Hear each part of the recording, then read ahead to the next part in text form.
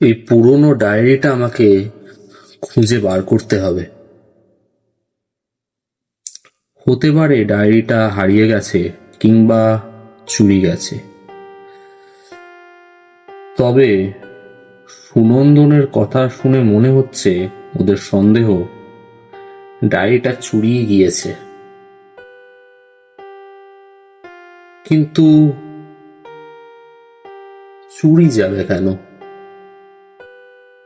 একজোড়া বামন যাদের গায়ের রং নীল, তাদের ব্যাপারে কৌতূহল মানুষের থাকতেই পারে।